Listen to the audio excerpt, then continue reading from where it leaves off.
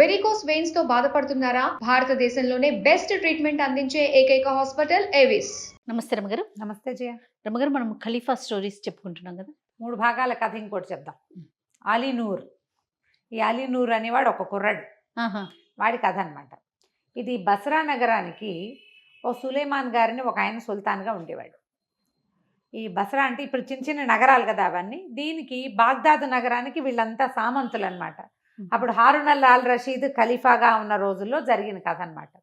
ఈ బస్రా నగరంలో ఉన్న సులేమాన్ సుల్తాన్ గారికి ఫదల్ అని ఒక ముఖ్యమంత్రి, వాసి అని 2వ మంత్రి, 2 మంత్రులు ఉండేవాళ్ళు. అయితే ఏంటంటే ఆ కాలంలో మనం ఖలీఫా కథలో చెప్పుకున్నాం, బానిసల్ని కొనటాలు, బానిసల్లో మహాసౌందర్యవతులు, సంగీతం వచ్చిన వాళ్ళు, డ్యాన్స్ వచ్చిన వాళ్ళు, విద్వాంసులు, కవిత్వం వచ్చిన వాళ్ళు, అలా చాలామంది ఉండేవాళ్ళు. ఈ సుల్తాన్ గారు ఓసారి బాగ్దాద్ నగరానికి వెళ్ళొచ్చి ఖలీఫా గారి దగ్గర ఉన్న బానిసలందరినీ చూసి ఈ ఫదల్ తన ముఖ్యమంత్రికి ఏం చెప్పాడంటే, ప్రధానమంత్రి ఫదల్ ఈయనకి ఏం చెప్పాడంటే, నువ్వు నా కోసం ఒక అత్యద్భుత సౌందర్యవతి అయిన ఒక బానిసని కొనుగోలు చేయి. 10,000 దాకా పెట్టు, 10,000 దినారాలు అయినా పర్వాలేదు, కానీ సౌందర్యవతి కావాలి. ఇక బానిస అంటే వాళ్ళకి అంతే, ఇంకా వాళ్ళతో పాటు ఉండిపోవటమే అనమాట. అవును కాదు ఇంకోటి, నా ఇష్టం ఆ ఇష్టం, వెళ్ళిపోతాను లేచకపోతా అనడానికి వీల్లేదు, ఉండటమే. ఆ కథలన్నిట్లలో ఇవే కనపడతాయి. మరి ఆ కాలం ఏమిటో అవి కథో తెలియదు మనకి.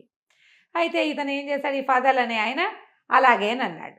ఒకనాడు ఆయన ఆస్థానానికి వస్తుంటే ఆయనకి ఒక బానిసల్ని వేలం వేస్తూ కనిపించాడు.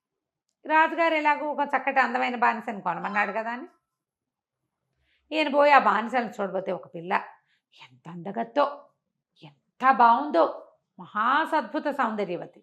అక్కడి నుంచి ఏమిటో ఈ అమ్మాయికి పుట్టు పూర్వతరం అంటే వీళ్ళు చాలా గొప్ప వంశంలో పుట్టిందండి ఈ అమ్మాయి, చక్కగా పాడుతుంది, మంచి విద్వాంసురాలు, చాలా శాస్త్రం తెలిసిన పిల్ల, చాలా బుద్ధిమంతురాలు. అయితే ఈయన ఈ దీంట్లో బోళ్ళంతమంది బానిసలను చూశాడు, 1000 మందినైనా చూపించాడు. రాజుగారికి నచ్చల, ఇంకా సౌందర్యవతి, ఇంకా సౌందర్యవతి అన్నారు. ఈ అమ్మకానికి పెట్టిన వాళ్ళలో ఆ ఒక వ్యాపారస్తుడు ఏమన్నాడంటే, అయ్యా మీరు ఎప్పటి నుంచో అడుగుతున్నారు కదండి, అందమైన పిల్ల కావాలి, ఈ పిల్లే ఆ అందమైన పిల్ల, ఇది సంగీతంతో పాటు విద్వాంసరాలు కూడాను ఇది అనేసరికాలు ఈయనేమన్నాడు, ప్రధానమంత్రి గారు తప్పకుండాను పిల్ల చాలా బాగుంది, నేను కొనేసుకుంటా, చూపించడం కాదు కొనేస్తా, అయితే నా కోసం కాదు సుల్తాన్ కోసం కొంటున్నాను, 10,000 వరకు నాకు అనుమతి ఉంది, నువ్వు వెళ్ళి తెచ్చుకోవచ్చు, నేను ఇచ్చేస్తా, డబ్బులు చెల్లి తెచ్చుకోగల, నేనే ఇచ్చేస్తా అనేసరికల్లా ఇతను ఏమన్నాడు, అయ్యా సుల్తాన్ గారి కంటే నేను ఏ రేటుకైనా ఇస్తానండి, అయితే ఈ పిల్లకి మనం కొత్తగా బస్రా నగరానికి తీసుకొచ్చామండి, ఆరోగ్యం బాగుండలా, పిల్ల డల్గా ఉంది, ఇప్పుడు కొంచెం వాతావరణం సర్దుకునేదాకా ఒక 1 రోజులు మీరు పోషణ చేసి పిల్లకి స్థిమితంగా మీ దగ్గర ఉంచుకున్న 15 రోజులు, ఆరోగ్యం బాగుపడ్డాక అమ్మాయి సంగీతం పాడుతుంది, నాట్యం చేస్తుంది, సమస్తమైనవి ఇవ్వచ్చు.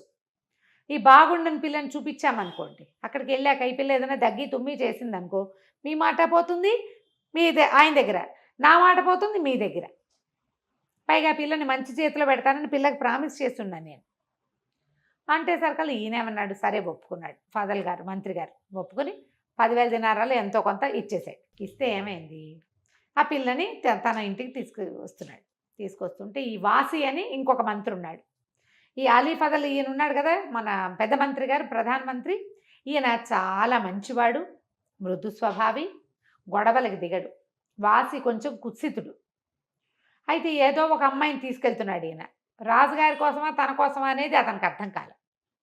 ఇంటికి తీసుకొచ్చారు. రాజుగారు ఏం చెప్పాడంటే, నెల లోపల ఒక బానిసను చూపించారు, అందవాదగత్తని అన్నారు, నెల లోపల 1000 మంది చూశారు, గడువు పొడిగించమని అడగాల్సి ఉంది. ఈ లోపల రాజుగారు ఏదో వేరే రాజకార్యం వచ్చి తనకు కావాల్సిన అద్భుత సౌందర్యవతి అయిన బానిస గురించి ఆయన మర్చిపోయాడు. ఇతను ఏం చేశాడు, ఈ ఫదల్ గారు ఆ పిల్లని తీసుకుపోయాడు తన ఇంటికి. ఆ పిల్ల పేరు ఏదో తమాషా, అరబిక్ పేరు, దాని అర్థం ఏంటంటే ప్రియ సఖి అని అర్థం వస్తుంది తెలుగులో, మన మామూలు భాషలో. ఈ పిల్లని తీసుకెళ్ళి భార్యకి అప్పచెప్పాడు. సుల్తాన్ గారి కోసం కొన్నాము, మన కోసం కాదు, పిల్లని జాగ్రత్తగా చూసుకో, చిన్నపిల్ల, దీన్ని కొంచెం పోషణ చేయొచ్చు, కాస్త హకీములు పిలిపించి వైద్యం చేయొచ్చు, ఆ జలుబు దగ్గు అవి తగ్గుముఖం పెట్టాక రాజుగారికి సమర్పిద్దాము, మన కొడుకున్నాడు కదా అలీనూరు, వాడికి మాత్రం చూపించద్దు అని చెప్పాడు. వీళ్ళకు ఒక అబ్బాయి ఉన్నాడు అలీనూరు, వీడికి కొంచెం అల్లరి పిల్లవాడు, ఒక 22-23 సంవత్సరాలు ఉంటాయి. ఆ వయసు పిల్లలు ఆడపిల్లలను చూస్తే సహజంగా అట్రాక్ట్ అవుతారు. వాడు అసలే ఇదైన వాడు, అంటే ఆ పిల్లాడు చాలా అందగాడు. వాడు ఈ పిల్లని చూసి ఒకళ్ళనొకళ్ళు మోహించుకుని లేనిపోని తిప్పలు వస్తాయని పిల్లని జనానాలోంచి బయటికి రానివ్వద్దు, మన వాడిని లోపలికి పోనీయద్దు అని చెప్పాడు. ఈ పిల్లకి స్వస్థత చెందే లోపల ఆ అలీనూరు ఏదో పావురాయి కోసమో దేనికోసమో తల్లి అంతఃపురం ఆ జనాలలోకి విడిచేసి ఈ మహాసౌందర్యవతి అయిన ప్రియ సఖిని చూసేసాడు. చూసేసరికల్లా ఇక ఆ పిల్లతో ప్రేమలో పడిపోయాడు. ఇద్దరు ఒకళ్ళనొకళ్ళు ప్రేమించుకోవటం మొదలుపెట్టారు. ఈయనేమో లబలబలాడాడు, అయ్యో అయ్యో ఇంకేమైనా ఉందా, మనం సుల్తాన్ కప్పచెప్పాలి అనేసరికల్లా ఆ భార్య అంది, అదేంటండి అలా అంటారు, పెళ్లి చేసేద్దాం వీళ్ళకి, వాడికి నచ్చింది కదా పిల్ల, ఆ అమ్మాయికి వాడు నచ్చాడు, రాజుగారికి ఇంకో పిల్లని కొని పెడతారు కానీ ఆయన అడిగినప్పుడు కదా. అయినా మీ కొడుకు ఒక బానిసని కొనిపెట్టలేరా, మీరు ఒక పిల్లని కొనిపెట్టలేరా, కొన్నారు కదా ఎలాగో, ఇక చెప్పేదేముంది, ఎవరికైనా చెప్పడానికి ఏముంది, అమ్మాయి మీద ఏం రాసలేదు కదా రాజుగారి పిల్లని, ఏం పర్వాలేదు, పిల్లాడు అంతకాలాన్ని దీన్ని పెళ్లి చేసుకుంటానంటున్నాడని ఇంట్లోనే ఎవరినో కాదని పిలిచి చదివించారు, పెళ్లి చేయించి పారేశారు. వాళ్ళిద్దరూ ఎంతో ప్రేమగా ఉండేవాళ్ళు ఒకళ్ళతో ఒకళ్ళు. ఆ పిల్ల తెలివిగలది, చక్కగా మాట్లాడేది, బుద్ధిగా ఉండేది. దాంతో సరే పిల్లాడు ఇంత ప్రేమలో పడ్డాడు కదా అని ఆయన ఊరుకున్నాడు. రాజుగారు అసలు ఈ బానిస మాటే మర్చిపోయారు. కొంతకాలం గడిచేసరికల్లా ఈ అలీ ఫజల్ గారికి ప్రధానమంత్రికి జబ్బు చేసి ప్రాణాల మీదకి వచ్చింది, చాలా అనారోగ్యం వచ్చేసరికల్లా సరే పాపం రాజుగారు కూడా సుల్తాన్ కూడా ఏదో హకీముల్ని వాళ్ళని వెళ్ళి పంపించాడు ప్రధానమంత్రిని కాపాడుకోవడానికి. ఏమీ జరగల, ఆయన కాస్త మరణించేటప్పుడు చెప్పాడు, అయ్యా అమ్మాయి జాగ్రత్త అని చెప్పి. ఆయన చనిపోయేసరికల్లా వీడు చాలా డల్గా అయిపోయాడు, తండ్రి పోయిన దుఃఖాన్ని నుంచి తేరుకోలేకపోయాడు, దిగులుగా ఉంటే చుట్టుపక్కల వాళ్ళంతా అదేమిటి నీ రూపంలో నీ తండ్రి బతికే ఉన్నాడు, ఉన్నామంటే నీ తండ్రి ఉన్నట్టే, నీ తండ్రే నీ రూపంలో బతికుంటాడు. ఎంత ఇది కదా, సంస్కృతంలో ఒకటి చెప్తారు, ఆత్మావై పుత్రనామాసి అని. మనకి ఈ ఖలీఫా కథల్లో అలాంటి వాక్యం కనపడుతుంది ఆ విచిత్రంగా. తండ్రే కొడుకుగా పుడతాడు, అది మనది. అదే వాక్యం ఈ కథల్లో కనిపిస్తుంది విచిత్రంగా. వాళ్ళకు కూడా అలాంటి నమ్మకాలు ఉన్నాయేమో మరి. తండ్రి నీ రూపంలో ఉన్నాడు నాయన, సరదాగా ఉండు, చక్కగా ఉండు, అందరికీ దాన ధర్మాల విజయ్, నీ తండ్రి చాలా మంచివాడు అనేసరికల్లా ఈయన ఆహా ఓహో అని వీడికి తండ్రికేమో ప్రధానమంత్రి ఉద్యోగం ఉంది, జీతం భత్యం బాగా వచ్చేవి, ఆస్తులు ఉన్నాయి. వీడికేముంది, జల్సా చేయడానికి పెళ్ళం తప్పిస్తే ఏమీ లేదు. వీడు హాయిగా విందులు వినోదాలు, ఆ ఫ్రెండ్స్కి వినోదాలు, ఈ ఫ్రెండ్స్కి విందులు చొప్పున విందులు చేసుకుంటూ ఉండేవాడు. పైగా మీ తోట ఎంతో బాగుంటుంది తీసుకో అనేవాడు, మీ గుర్రం భలేగా ఉందంటే ఇచ్చేసేద్దాం అనేవాడు. ఇచ్చేస్తూ వచ్చాడు. అమ్మాయి ప్రియసకి చెప్పేది, ఈ ఇచ్చేయటం ఏమిటి పిచ్చెక్కినట్టు, అట్లా చెయ్యొద్దు అని చెప్పినా సరే అతను వినేవాడు కాదు. నీ ఫ్రెండ్స్ ఎవ్వరు నీతోటి ఉండరు, నువ్వు చాలా ఇబ్బంది పడతావు అంటే నా స్నేహితులు అత్యద్భుతమైన వాళ్ళు, అలాంటి పరిస్థితి రాదని అంటూనే ఆస్తంతా తగలబెట్టేశాడు. మొత్తం డబ్బులన్నీ అయిపోతే ఏమైంది, ఓసారి అప్పుడు ఫ్రెండ్స్ దగ్గరికి ఎవరి దగ్గరికైనా వెళ్దామని ఓ ఫ్రెండ్ దగ్గరికి వెళ్ళాడు. లోపలికి కబుర్ చేస్తే లేనని చెప్పించాడు. వీడొక్కడే నిర్భాగ్యుడు, మిగిలిన వాళ్ళు మంచివాళ్ళు అనుకుంటే ఏ ఫ్రెండ్స్ దగ్గరికి వెళ్ళినా ఇతను హాయిగా ఉన్నప్పుడు బాగా అతనితో విందులు వినోదాలు కులాసా కాలక్షేపాలు చేసిన వాళ్ళంతా ఇతని డబ్బులు అయిపోయాక ఏ రకంగానూ ఇతనికి సహాయం చేయలేరు. ఇతని దగ్గరే తోటలు దొడ్లు ఇళ్ళు వాకిళ్ళు గుర్రాలు ఏనుగులు తీసుకున్న వాళ్ళు కూడా ఆ వస్తువు మళ్ళీ అతనికి వెనక్కిచ్చే ప్రయత్నము చేయలేదు, అతనికి సహాయం చేసే ప్రయత్నం కూడా చేయలేదు. ఏడుస్తూ కూర్చునేవాడి ఇంట్లో. రూపాయి డబ్బు లేదు మన దగ్గర, చాలా కష్టపడుతున్నాం అంటే అమ్మాయింది ఇవన్నీ మానేసి విందులు వినోదాలు, ఇంట్లో ఉన్న వాటిని అమ్ముకుని తిందామని చెప్పింది. ఇంట్లో ఉన్న వస్తువుల్ని ఒకటి అమ్ముకుని తిని వాళ్ళిద్దరే మిగిలారు, అమ్మాయి. అయితే అమ్మాయి ఏమంది, నీ ఆస్తంతా అయిపోలేదు, నేనున్నా కదా, మీ నాన్న 10,000 పెట్టి నన్ను కొన్నాడు, ఇప్పుడు కూడా నువ్వు నన్ను నమ్ముకోవచ్చు, బానిసలు నమ్మడం పద్ధతి ఉంది కదా, నన్ను నమ్మేసి డబ్బులు తీసుకుని నువ్వైనా బతుకు, నేనేముంది ఇంతకాలం నువ్వు ప్రేమగా చూస్తావు, నీతో బతికాను, ఎవరో ఒకరి దగ్గర బతుకుతాను ఏదో రకంగా అంటే ఏడుస్తాడు. నిన్ను వదిలిపెట్టి ఉండలేను నేనంటే, పర్వాలేదు నువ్వు బతకాలి, ముందు మీ నాన్నకి చెడ్డ పేరు వచ్చేస్తుంది, మీ వంశం ముందుకెళ్ళాలి కదా, మీ వాళ్ళలో ఎవరినో పిల్లలు చూసుకుని పెళ్లి చేసుకుని చిన్న వ్యాపారం చేస్తుంది కానీ నన్ను బేరం పెట్టు. సరే ఇతను ఏం చేశాడు, ఈ బేరాల వాడిని ఎవరినో ఒకరిని వెతికి పట్టుకొచ్చారు. వాడు వచ్చి చూసి ఈ అమ్మాయిని చూడంగానే ఈ ప్రియసఖిని ఆశ్చర్యపోయి, ఈ అమ్మాయిని ఇదివరకు నేను అమ్మాను, అల్లా సాక్షిగా నాకు తెలుసు అన్నాడు. ఈ అమ్మాయిని మొట్టమొదటి అమ్మినవాడు వాడే. అక్కడి నుంచి సరే ఏమైంది, ఈ అలీనూర్ అంటే వాళ్ళందరికీ ఇష్టం ఊళ్ళో. ఆ ఫదల్ చాలా మంచివాడు అతని తండ్రి.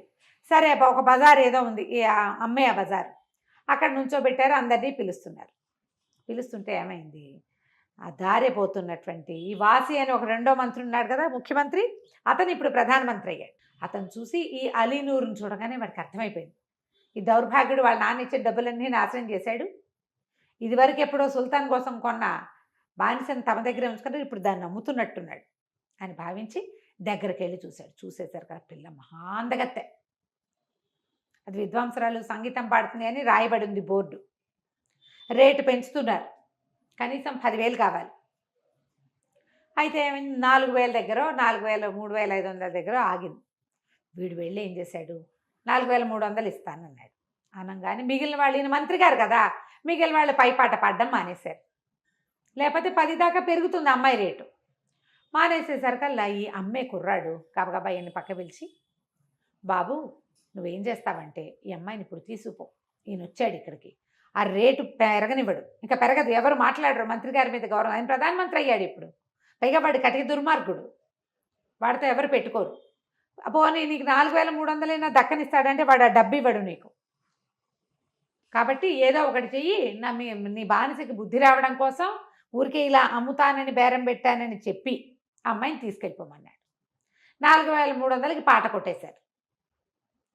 కొట్టేయంగానే ఈ మధ్యలో ఉండేవాడు ఉంటాడు కదా, 4,300కి ఓకే అయిపోయింది, వాసి గారు అమ్మాయిని తీసుకెళ్ళిపోవచ్చు అనగానే ఈ అలీనూరు గబగబా వెళ్ళి, ఆ అమ్మాయి ఉంది కదా ప్రియసక్కని ఓ చంపకాయ కొట్టి, ఏమీ బుద్ధి లేదానా, ఇప్పుడేం నీకు బుద్ధి వచ్చిందా, అమ్మేస్తానని చెప్పానా, చూడు అమ్మరానికి తీసుకొచ్చాను నిన్న అనేసరికల్లా అమ్మకం అయిపోయిందిగా అన్నాడు వాసి. అమ్మకం అయిపోవడం ఏంటి, ఎవడమ్మాడు, నేను అమ్మానా, నువ్వు నాకు డబ్బు ఇచ్చావా, దీనికి బుద్ధి రావడం కోసం ఇది నా మాట వింటలేదని ఇక్కడ తీసుకొచ్చి నుంచోబెట్టాను, లే అడ్డం తప్పుకో అన్నాడు. అనగానే ఆ వాసి రెచ్చిపోయాడు. మంత్రి, ఏంట్రా మీ నాన్న సుల్తాన్ కోసం కొన్నది కాదా ఇది, ఇప్పుడు నేను పాట పాడాక ఇట్లా చేస్తావా అనగానే, ఎవడెవరా, ఇది నా పెళ్ళాము, ఇది నాకు మాట వినలేదని నేను ఈ పని చేశాను అని చెప్పేసి అందరూ చూస్తుండగా ఈ వాసిని సావచిత కొట్టి డొక్కల్లో దన్నేసాయి. తనేసి ఈ పిల్ల చేయించుకుని బరబరా ఈడ్చుకుని తీసుకుపోయాడు. చుట్టుపక్కల వాళ్ళందరికీ ఈ వాసిగాడికి ఎలా శాస్త అవుతుందా అని చూస్తున్నారు. తన్నులు తినేసరికల్లా సంతోషం. ఈ సైనికులందరూ వాడి మీద అలీనూరు వైపుకి పరిగెత్తబోయారు. చుట్టుపక్కల జనం అంతా ఆపేశారు. అదేంటి, అతను తన భార్యను రక్షించుకోవడానికి కొట్టాడు, సైనికుల్ని పూరగలపడానికి వీల్లేదు, ఇది రోడ్డు మీద జరిగేది. అయినా అతను చెప్పాడు నేను అమ్మట్లేదు అని చెప్పాక ఈయన మాట్లాడకూడదు అసలు, అక్కడ బేరానికి ఒక పద్ధతి ఉంది, పొండి పొండి అన్నారు. ఈ దెబ్బలు తగిలి మొహం వాచిపోయి ఈ వాసి ఏం చేశాడంటే సుల్తాన్ దగ్గరికి వెళ్ళాడు. ఆయన మంత్రిని చూసరికి నిర్ఘాంతపడి, ఇదేమిటి ఇలా అయ్యావు నువ్వు, నిన్ను ఎవడు కొట్టాడు అనేసరికి దుర్మార్గుడు ఫజల్ కొడుకు ఇట్లా చేశాడు, అసలు అమ్మాయి ఎవరంటే మీకోసం కొనబడిన బానిస, మీకోసం కొన్నారు, వాళ్ళ నాన్న ఆ కొడుకుకి నచ్చిందని అతను ఉంచేసుకున్నాడు, ఇప్పుడు ఆ పిల్లని అమ్మబోయాడు, నేను మీకోసమని నేను కొనబోయాను ఇప్పుడు మళ్ళీ అని మాట మార్చాడు. సుల్తాన్ ఎవడు, నువ్వెవడు అని నన్ను తన్నేడండి అనేసరికల్లా వాడంతు చూస్తానని సుల్తాన్ కేకలు పెట్టాడు.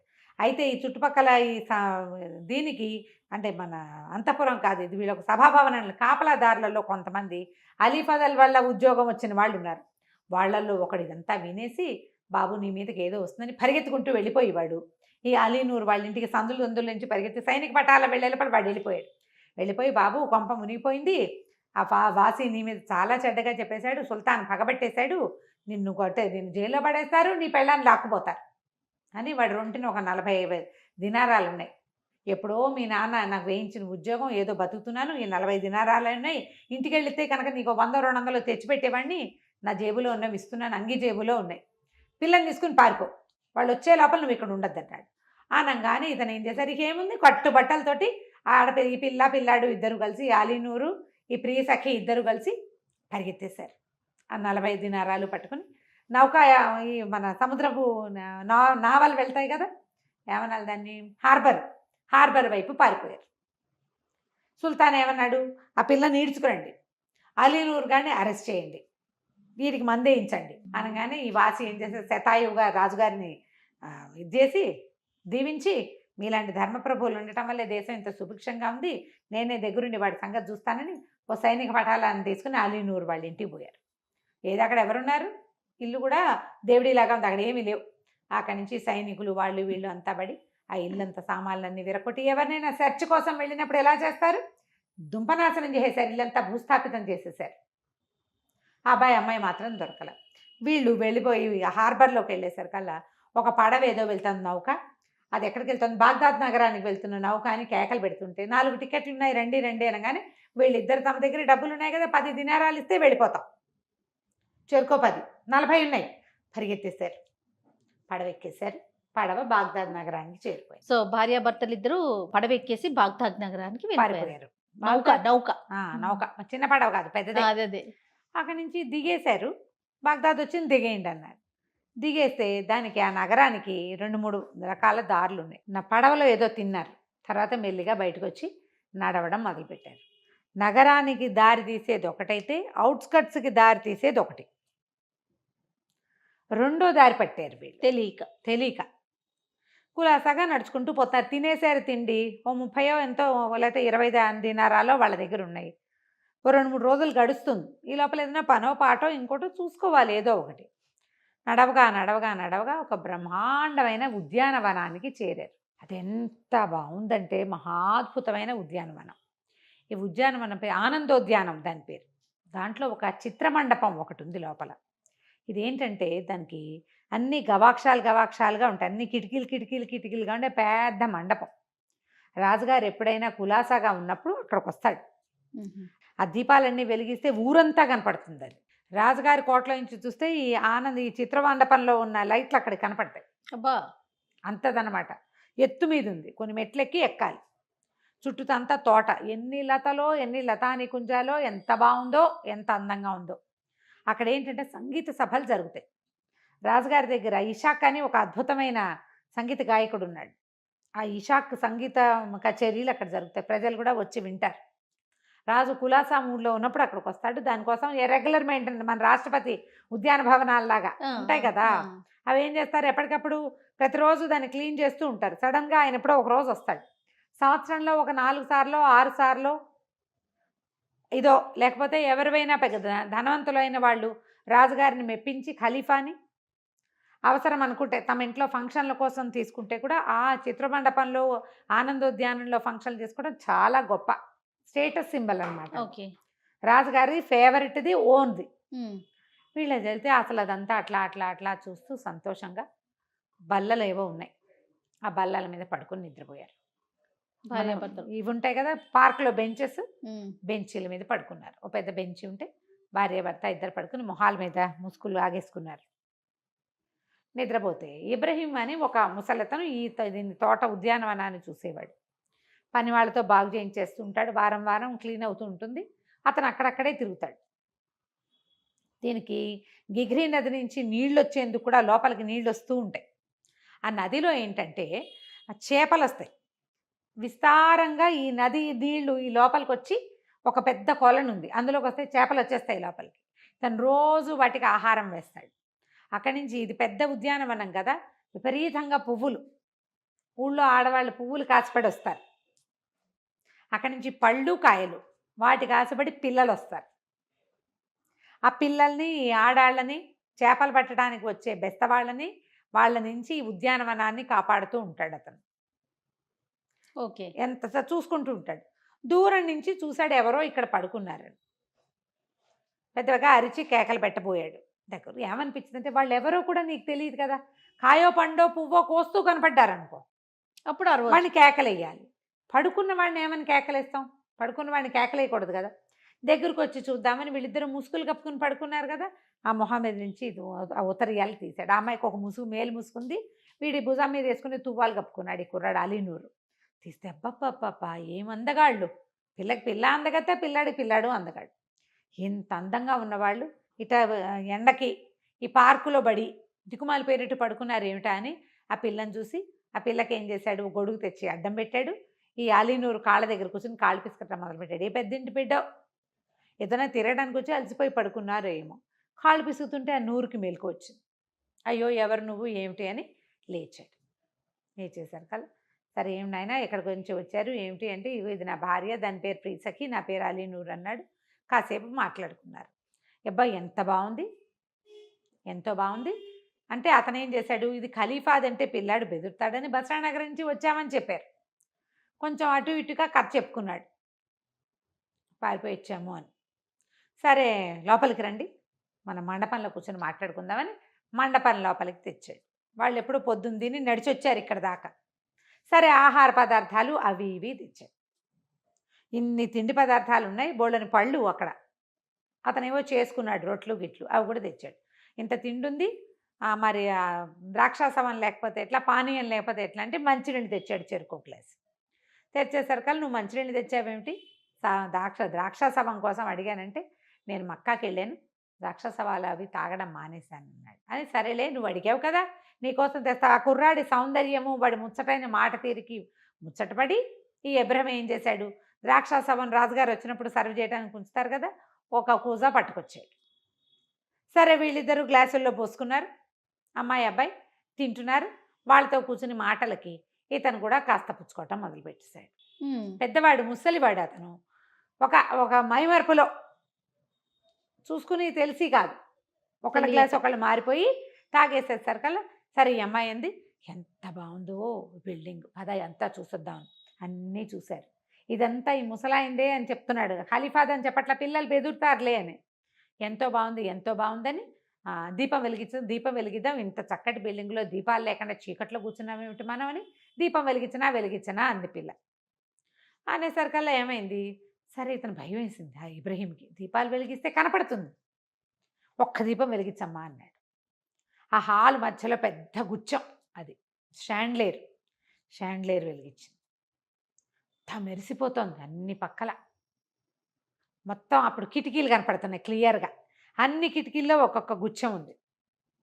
ఈ పెళ్ళి ఏం చేసింది, ఈ సఖి ఆ కాగడపుచ్చుకొని టక మొత్తం వెలిగించేసింది. ఓహో, దేదీప్యమానంగా వెలిగిపోతుంది బిల్డింగ్ అంతాను. తిండి తాగుడులో ఉన్నారుగా, పాటలు పాడుకోవటం మొదలుపెట్టారు వీళ్ళు. ఆయన ఒక పాట పాడాడు, అమ్మాయి ఒక పాట పాడింది. అలీని అంటాడు, మా ఆవిడ ఎంతో బాగా పాడుతుందని చక్కగా కూర్చొని విందు చేసుకుంటూ ఆ కులాసాగా బిల్డింగ్లో కాలక్షేపం చేస్తున్నారు. అక్కడ ఏమైంది, ఆ ఖలీఫా ఆయన ఏదో ఆహారం అరుగుదలకు రాలేదని పచారులు చేస్తున్నాడు. చీకటి పడిపోయింది, చీకటి పడ్డాకే కదా మధ్యాహ్నం తిన్నది అరగలేదు, ఇప్పుడు తినటానికి కాసేపు వాకింగ్ చేస్తానని సౌధోపర్ భాగంలోకి ఎక్కాడు బిల్డింగ్ పైకి. చూసేసరికి తెల్లబాడు, ఏమిటి లైట్లు వెలుగుతున్నాయి, నేను ఇక్కడ ఉంటే అక్కడ లైట్లు ఎలా వెలుగుతాయి. అక్కడి నుంచి జఫర్ ఆయన దగ్గర ఉంటాడు, ఆయనతో పాటు ఒక అంగరక్షకుడు లాంటి వాడు. ఆ జఫర్ని కేకేశాడు, ఏం జఫర్ ఎందుకు లైట్లు వెలుగుతున్నాయి, ఏం జరుగుతుంది అక్కడంటే, ఈయన తొట్టుపడ్డాడమ్మో ఏదో జరిగిపోతుంది, ఈయన ఉగ్రుడైపోతాడు, అందుకని గతుక్కుమనిపోయి అదే ప్రభు మరి ఇబ్రహీం వాళ్ళ మనవడిది ఫంక్షన్ ఏదో ఉంది, వాడు అడిగాడు చేసుకుంటానని, నేను మీకు సరేనన్నాను కానీ మీకు చెప్పడం మర్చిపోయా, వాడి ఫంక్షన్ వాడు చేసుకుంటున్నట్టున్నాడు, చుట్టాపక్కలు ఉండుంటారు, అందుకని దీపాలు పెట్టుకున్నాడు, నేను కనుక్కుంటానులేండి అన్నాడు. అనగానే ఈయనకేమనిపించింది, అన్నం తింటలేదు కదా, అన్నం తినదలుచుకోలే. ఏమన్నాడు, పద అక్కడ దాకా బండి గుర్రాల మీద పోయేద్దాం, నువ్వు బుద్ధి లేదు నీకు అని జఫర్ని తిట్టడం మొదలెట్టాడు. వాడు ఫంక్షన్ చేసుకుంటూ మనకు ఎందుకు చెప్తాడు, మనం ఏదో మంచి బహుమతి ఇస్తాం మన దగ్గర నుంచి అని, నువ్వు నన్ను అడగటము మర్చిపోయావు, నాకు చెప్పటము మర్చిపోయావు. వాడికి లభించాల్సిన బహుమతి లభించద్దు. జఫర్ పాపం ఇబ్రహీం చాలా మంచివాడు, వాడు మక్కాకి వెళ్ళి వచ్చాడు, వాడు ఎప్పుడు ధర్మపాలనాలతోటి వాటితోటి కాలక్షేపం చేస్తాడు, బుద్ధిమంతుడు. ఎంత శ్రద్ధగా ప్రతి మొక్కని సొంత పిల్లని కాపాడినట్టు కాపాడతాడు. వాడు ఫంక్షన్కి వెళ్ళి చేసుకుంటుంటే మనం చూసి రావద్దా కనీసం, పద బయలుదేరదామన్నాడు. వీళ్ళిద్దరూ కాకుండా ఇంకా సుల్తానో సులేమానో అని ఇంకొక సైనికాధికారిని కూడా పిలిచారు. ముగ్గురు కలిసి మళ్ళీ ఈ వేషాలతో వెళ్ళకూడదు, ఖలీఫా వేషాలతో వెళ్ళకూడదు, కాస్త మారు వేషాలు ఏవో ధరించి వెళ్ళేసరికల్ తీరా అక్కడికి వెళ్ళేసరికల్ అక్కడ ఫంక్షనా పాడా, వీళ్ళు ముగ్గురు తాగి మాట్లాడుకుంటుంటే ఆశ్చర్యం వేసింది, భలే జరుగుతుంది. ఈయన ఏం చేశాడు, ఒక చెట్టు ఎక్కి పైనుంచి చూసేసరికల్లా ఆ పిల్ల పాడుతోంది, ఎంత శ్రామ్యమైన గొంతు అనుకున్నాడు. దిగి ఏంట్రా జఫర్ నువ్వు ఏదో ఫంక్షన్ అన్నావు, ఎక్కి చూడు ఏం జరుగుతుంది. జఫర్ ఎక్కాడు. ఎక్కితే ఏముంది, కనిపిస్తుంది ముగ్గురే ఉన్నారు అక్కడ, మొత్తం బిల్డింగ్ అంతా దేదీప్యమానంగా లైట్లు. సరే ఏం జరుగుతుందో చూద్దాం, అసలు ఇక్కడ ఏం జరుగుతుంది.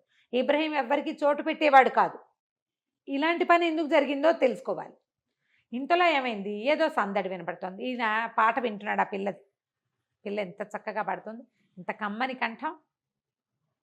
ఈ కుర్రాడెవరు, పిల్ల కూడా మహా అందంగా ఉంది, ఈ కుర్రాడెవరు ఏమిటి అని చూస్తున్నారు. శబ్దం వినపడేసరికల్లా ఏమైంది, తీరా చూస్తే నది నుంచి ఇక్కడికి లోపలికి నీళ్ళు వస్తాయి కదా, ఆ నది నుంచి నీళ్లు కాలవ లోపలికి వచ్చి లోపల ఉన్న కొలంలో ప్లెంటీగా ఉంటాయి, ఫుల్గా చేపలు ఉంటాయి. ఆ చేపలు పట్టడానికి ఒక జాలరి వాడు ఇబ్రహీం ఫ్రెండ్ ఒకడు రహస్యంగా లోపలికి వచ్చాడు. ఇబ్రహీం తోటి కనుక మాట్లాడితే అతనికి ఏదో 5 ఇవ్వాలి, 5-10. నిశ్శబ్దంగా చేపలు పట్టుకోవడానికి వచ్చాడు వాడు. వచ్చేసరికల్లా ఈ రాజుగారు దిగి ఎదుర్కొంటాడు. ఖలీఫా దిగి వాడిని ఎరా అని పట్టుకున్నాడు. వాడు కాళ్ళు వణికిపోయినాయి. ప్రభు క్షమించండి, క్షమించండి, డబ్బులు అవసరమైనాయి, 10 చేపలైనా పట్టుకుందాం అనుకున్నాను అనేసరికల్లా ఎరా దొంగ వదవా ఇట్లాంటి పని చేస్తావా అని, విప్పు నీ బట్టలు ఇప్పు నాకు కావాలని వాడి బట్టలు ఇప్పించి, బెస్తవాళ్ళకు ఒక ప్రత్యేకమైన వస్త్రధారణ ఉంటుంది, వాడిని వచ్చిన గావంతో అక్కడ నుంచోబెట్టి ఆ బెస్త బట్టలు తను కట్టుకుని ఓ 3 చేపలు పుచ్చుకుని తలుపు కొట్టాడు. తలుపు కొట్టేసరికి ఇబ్రహీం ఎవరో తలుపు కొట్టారని చూసుకుని ఆ వెలుగులో రాత్రి ఆన్లో ఉన్నాడు కదా, ఈ బెస్తవాడి బట్టల్లో ఉండి చేపల వాసన వస్తున్న ఖలీఫాను చూసి ఎరా రషీద్ వచ్చావా అని అడిగేసరికల్లా వచ్చానంటే ఈ అమ్మాయి నవ్వుతూ బాగుతే వచ్చిన వాడి వచ్చావు కదా, ఆ చేపలు 4 కాల్చి తీసుకురా ఎంచక్క బాగుంటుందని. ఈ ఖలీఫా గారు తనే స్వయంగా వెళ్ళి ఆ ఇబ్రహీం వంట చేసుకునే గదిలో కూర్చుని పొయ్యి వెలిగించి ఓ పెనం పెట్టి ఆ చేపల్ని కత్తిరించి వాటిని వేయించి ఆ వేపుడు ముక్కలు పుచ్చుకొని లోపలికి వెళ్తే ఇది అలీ నూర్ అన్నాడు, అబ్బా ఎంత బాగా చేసావు, సమయానికి ఏదో ఒకటి ఆహారం, పళ్ళును ద్రాక్షరసం అంతా పొట్టెని నిండుతుంది, కాసేపట్లో పోతుంది, మంచి కడుపు నిండా ఆహారం తెచ్చావు, ఇదిగో అని 3 కాసులు చేతిలో పెట్టాడు.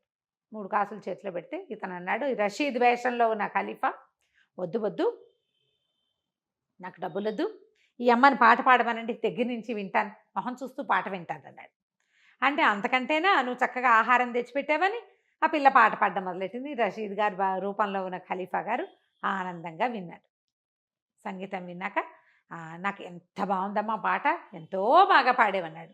అనగా తాగేసి ఉన్నాడు కదా అలీ నూర్, నీకు నచ్చిందా, ఈ అమ్మాయిని నీకు ఇచ్చేస్తాను పట్టుకోండి అనేసరికల్లా ఈ అబ్బాయి అడిగాడు, రషీద్ అడిగాడు అనమాట. వెంటనే ఖలీఫానే, రషీద్ వేషంలో ఉన్న ఖలీఫా, ఏమబ్బాయి నువ్వు కానీ ఈ పిల్లని ఎక్కడి నుంచైనా లేవ తీసుకొస్తున్నావా, నిజం చెప్పు, కొనుక్కొచ్చావా, ఎక్కడి నుంచైనా లేవ తీసుకొచ్చావా అంటే అలీ నూర్ వల ఏడ్చి, నేనేం చేయను, నా జీవితం ఇలా అయిపోయింది, ఈమెను నేను పోషించలేను, కన్నెరగంది, భారీగానే ఉంచుకున్నాను, పెళ్లి చేసుకున్నాను అని తన కథ అంతా నేను సుల్తాన్ గారి పెద్ద వజీరు కొడుకుని అని మొత్తం కథ అంతా చెప్పేసరికల్లా తను అన్నాడు, నీకు నువ్వేం చేయక్కర్లా, నేను నీకు ఒక ఉత్తరం రాసిస్తా, ఒక కాగితం పెన్ను పట్టుకురా, నీ సంపద అంతా నీకు వస్తుంది, ఈ అమ్మాయిని నువ్వు వదిలిపెట్టక్కర్లా, ఈ అమ్మాయితోటి నువ్వు హాయిగా ఉందువు కానీ అని చెప్పి కాగితం పట్టుకురా అన్నాడు. కాగితం పట్టుకురామని సరే ఏం చేశాడు, ఉత్తరంలో రాసి పెట్టాడనమాట. ఎవరికి రాశాడు, బస్రా నగరంలో ఉన్న సుల్తాన్కి ఈ ఉత్తరం తీసుకొచ్చేవాడు అల్ఫజల్ అనేటువంటి నీ వజీర్ కొడుకు, ప్రధానమంత్రి కొడుకు అలీ నూర్ అనేవాడు, నువ్వు సుల్తాన్గా దిగిపో, వీడిని సుల్తాన్ చెయ్యి అని రాసేసి తన సంతకం పెట్టి ముద్ర వేసి ఇచ్చేసాడు. అది చూడంగానే ఈయనకి తెలిసిపోయింది, ఈ ఇబ్రహీంకి అర్థమైపోయింది, ఖలీఫాని కాళ్ళు వణుకుతూ కాళ్ళు పట్టుకున్నాడు, నన్ను క్షమించండి అని, పర్వాలేదు ఈ పిల్ల చాలా చక్కగా ఉంది, చక్కటిగా పాట పాడింది, వీళ్ళు మంచివాళ్ళు, అరే కుర్రాడా నువ్వు వెళ్ళిపో, బస్రా నగరానికి మళ్ళీ వెళ్ళు అని చెప్పి జఫర్ ఉన్నాడుగా తన పక్కన, వీడికో 100 నాణాలు ఇవ్వమని వాడికో 100 దినారాలు ఇప్పించి, నువ్వు వచ్చేదాకా నీ భార్య మా దగ్గర సేఫ్గా ఉంటుంది, నువ్వు సుల్తాన్ అయ్యాక నీ భార్యని నీ దగ్గరికి పంపిస్తామన్నారు. ఓహో, అమ్మాయి పద నువ్వు మాతోటి రాని ఖలీఫా ఈ అమ్మాయిని వెంట పెట్టుకుని జనానాకి తీసుకెళ్ళిపోయాడు. బానిసగా కాదు, ఈ పిల్లని సుల్తాన్ భార్యగా. అమ్మాయి ఏడ్చింది, నువ్వేం కంగారు పడద్దమ్మా, నీ భర్త అక్కడ రాజు అవుతాడు, సుల్తాన్ అవుతాడు, నువ్వు సుల్తాన్కి రాణివి అవుతావు, నువ్వు వాడిని నిన్ను అమ్మాయి తలుచుకోకుండా వాడిని నీతో ఉంచుకోవటం, నువ్వు నన్ను అమ్మేసైనా నువ్వు బతకమని నువ్వు చెప్పడం, మీ ఇద్దరి మధ్య ఉన్న ప్రేమ నాకు చాలా నచ్చింది, ఇది ఉండాలి మనుషుల మధ్య, డబ్బు వస్తుంది పోతుంది, ప్రేమలు కదా శాశ్వతం, నాకు చాలా నచ్చింది, అప్పుడప్పుడు పాట పాడి నన్ను సంతోషపెట్టు, పద నిన్ను కూతురులాగా చూసుకుంటానని తీసుకుపోయాడు. మనవాడేమో ఇక్కడికి బయలుదేరాడు. అలీ నూర్ రాజుకి లెటర్ తీసుకొని వెళ్ళాడు. కొద్ది రోజులు ప్రయాణం చేసి పడవెక్కి వెళ్ళాడు, బస్రా నగరానికి వెళ్ళాడు. నగరంలో అందరూ ఇతను చూసి అలీ నూర్ వచ్చేసాడు అని చెప్పుకున్నారు. సుల్తాన్ దగ్గరికి వెళ్ళేసరికి సరే ఏదో ఉత్తరం తెచ్చాడని ఆయన మరి ఎక్కడి నుంచో వచ్చాడు, ఉత్తరం తెరిచి చూసి ఖలీఫా ఆజ్ఞ ఏదైనా సరే ఆయన ఏదంటే అదే చేస్తాను నేను అని ఓపెన్ చేసి వీడిని రాజుని చేయండి అన్నాడు. మరి ఉత్తరంలో అదేగా ఉంది. సుల్తాన్ ఖలీఫా ఏం రాశాడు, ఈ తెచ్చిన వాడు ఫలానా వాడి కొడుకు అలీ నూర్, వీడిని రాజుని చేయి, వీడిని సుల్తాన్ని చేయి, నువ్వు దిపో అని ఉంది.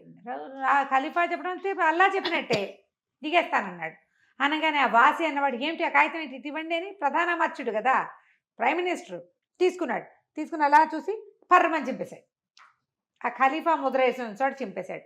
అయ్యో అయ్యో అదేమిట్రా నాయన అలా చేసావంటే, ఏంటండి లేకపోతే ఖలీఫా కనుక నీకు ఆజ్ఞిస్తే ఏం చేసేవాడు? ఆయన హస్తాలతో స్వదస్తూరి ఎందుకుంటుంది?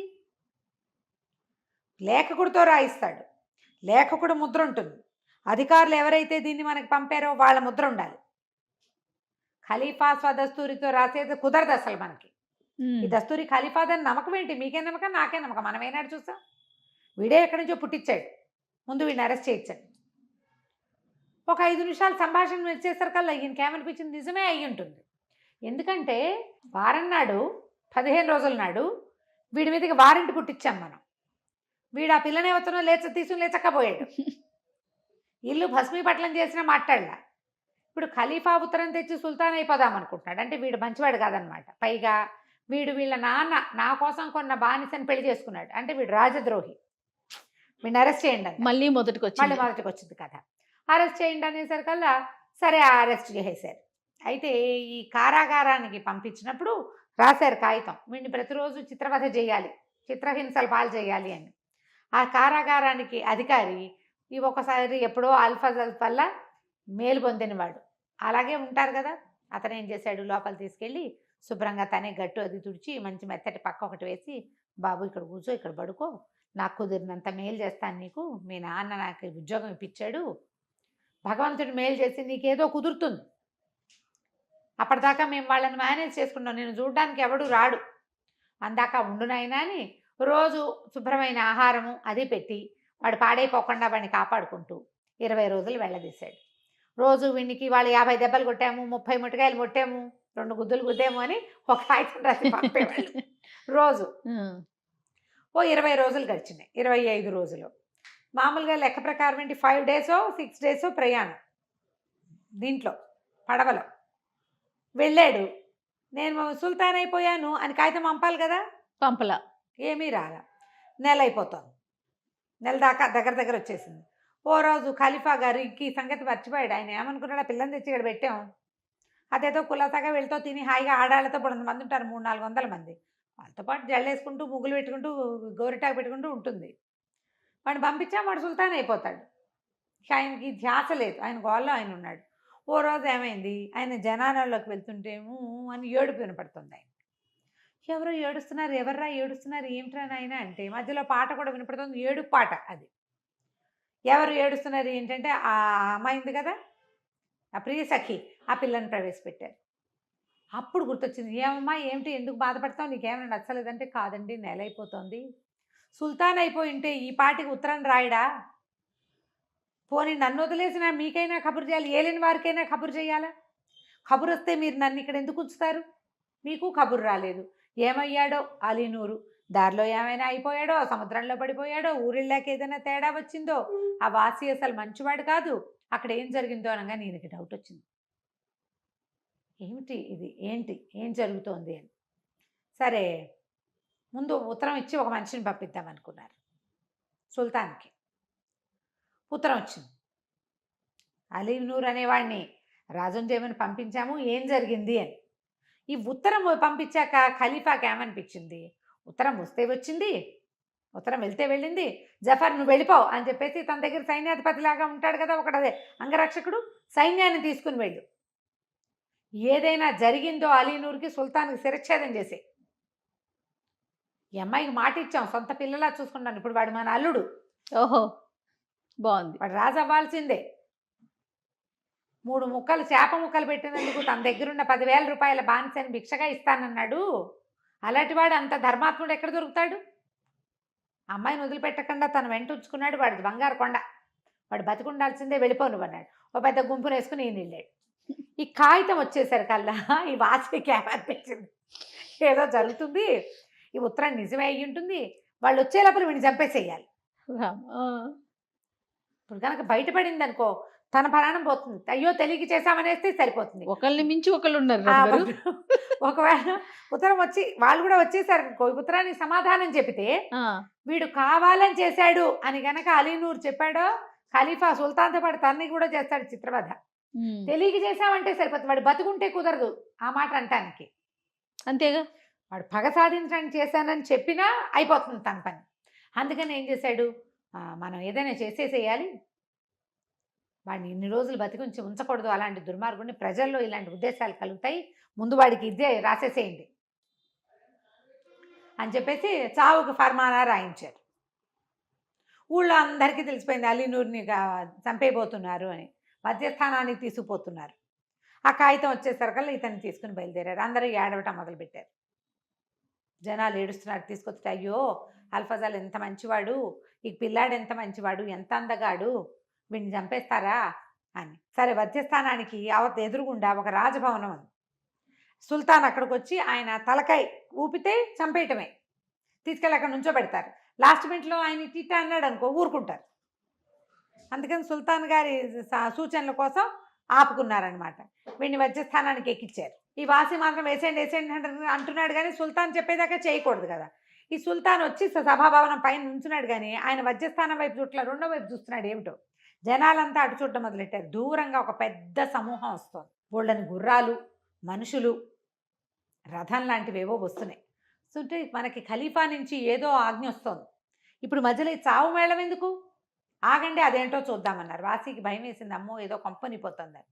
సుల్తాన్ గారు సౌత పైభాగం నుంచి కిందకి దిగి వెళ్ళాడు. జఫర్కి ఎదురొచ్చాడు.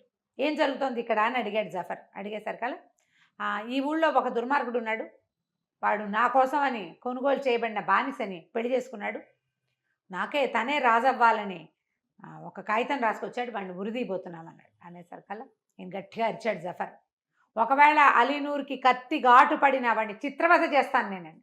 అరిచేసరికి సుల్తాన్ కంగారు పడ్డాడు. అదేంటి ప్రభు, మీకు ఎలా తెలుసు అన్నాడు. ఎలా తెలియటం ఏంటి, కాగితం రాసి ఇచ్చి పంపించింది మేము. ఖలీఫా ఎవ్వరి కోసం కాగితం ముట్టుకోడు, సంతకం పెడతాడంతే. ఆయనే ఉత్తరం రాశాడు.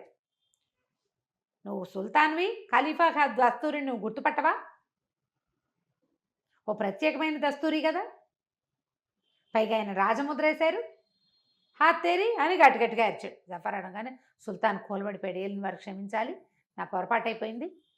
వాసి అనే ఒక ప్రధాన మత్స్యుడు నన్ను మిస్లీడ్ చేసేశాడు, వాడికి ఏవో పాత పగలున్నాయి అని కేకలు పెట్టాడు. అలీనూర్ని ఏం చేశారంటే వాడి ఒంటి మీద ఒక్క దెబ్బున్నా నీ సంగతి చెప్తానన్నాడు ఈయన.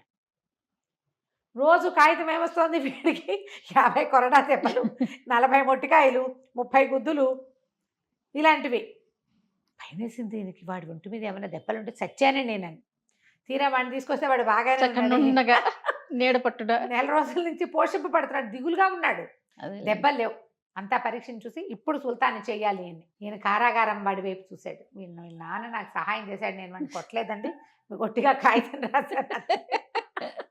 అక్కడి నుంచి తీసుకుపోయి ఆయన సుల్తాన్ చేశారు. వాసిని తెచ్చి నుంచోబెట్టారు. నుంచోబెట్టేసరికి జఫర్ అని అడిగాడు అనమాట, సుల్తాన్, అలీనూర్ నువ్వేం చెప్తే అది చేస్తావేంటి, నువ్వే ఇక్కడికి ప్రభువువి, ఈ ఊరికి బస్రాకి రాజువి, నువ్వు ఏం చేయమంటే అది చేస్తానంటే అతను అన్నాడు, వాసి అలీనూర్ నువ్వేమో మీ అల్ఫజల్ లాంటి గొప్ప తండ్రికి కొడుకువి, నేనేదో సామాన్యుణ్ణి, పగ తీర్చుకోవటం నా ఉద్దేశం, అందుకే అలా చేశాను, అంతే తప్ప ఇంకేమీ లేదు. ఎలాగైనా మీ నాన్నకు పేరు తెచ్చేవాడివే నువ్వు, నాకు పేరు తెచ్చేవాడివిగా ఉండవు అనేసరికి ఇతనికి వాళ్ళ నాన్న యొక్క వివేకం వాడిలో మేల్కొందనమాట. కోపం వచ్చింది వీడి వల్ల, నెల రోజులు తను జైల్లో పడ్డానని. వీడి వల్లే తను పారిపోవాల్సి వచ్చింది బస్రా నుంచి. కానీ పారిపోవటం వల్లే తనకి ఖలీఫా పరిచయం అయ్యాడు, పారిపోవటం వల్లే తన ఈ ప్లేస్కి సుల్తాన్ అవుతున్నాడు. ఇది ఆలోచించుకుని ఈ వాసిని వదిలిపెట్టేయండి, ఇతని ఉద్యోగం తీసేస్తాను, ఇతను ఇంకా మంత్రిగా నేను ఉంచుకోను, నాకు మంత్రిగా ఎవరినైనా చూసుకుని నేను పెట్టుకుంటాను. పాత సుల్తాన్ గారిని అక్కడి నుంచి తీసేస్తారు, వేరే ఊరికి గవర్నర్లు అనమాట, ఇంకెక్కడో ఊరికి వేస్తారు. ఆయన గౌరవంగా ఆయన బిల్డింగ్లో ఆయన ఉండనిస్తారు, వీడికి ఇంకో కొత్త బిల్డింగ్ కడతారు. అక్కడి నుంచి నేను ఖలీఫాని కలవాలనుకుంటున్నానని అడిగాడు. అప్పుడు సరే ఇక్కడ అంతా అధికారులు అందరూ పాత అధికారులంతా వాళ్ళే ఉన్నారుగా, అధికారులంతా మీరు ఇక్కడ చూసుకోండి, సుల్తాన్ కొద్ది రోజులు బాగ్దాద్ నగరానికి వస్తాడని జఫర్ తన తాలూకు గుంపు సమూహం మొత్తాన్ని వేసుకుని బయలుదేరి ఈ కొత్తగా సుల్తాన్ అయిన అలీనూర్ని కూడా బాగ్దాద్కి తీసుకెళ్ళాక వీళ్ళిద్దరూ అక్కడ కలుసుకున్నారు. అప్పుడు ఆయన ఇంకొకసారి అందరి సమక్షంలో ఇతని సుల్తాన్ గాను అమ్మాయిని ప్రియ సఖి అనే పేరున్న అమ్మాయిని ఇతనికి రాణిగాను సుల్తాన్ భార్యగాను ప్రకటించి, వీరిద్దరూ నా కూతురు అల్లుడు అని భావిస్తున్నానని ప్రకటించి సకల రాజమర్యాదలతోటి మళ్ళీ వెనక్కి పంపించాడు. వీళ్ళిద్దరూ ఎన్నాళ్ళలో బస్రా నగరానికి రాజు రాణిగా ఉండి ఖలీఫాకి కావలసిన ముత్యాలు, గంధము, అవన్నీ ఇక్కడి నుంచే ఆయనకి పంపిస్తూ మేలి ముత్యాలు దొరుకుతాయి అన్నమాట బస్రాలో. బస్రా ముత్యాలు ఇప్పటికీ ఫేమస్సే. ఆ ముత్యాలని వాటిని పంపిస్తూ ఎంతో సంతోషంగా కాలం గడిపారు. కథ కంచికి మనం ఇంటికి. నమస్తే రమగారు. నమస్తే జయ.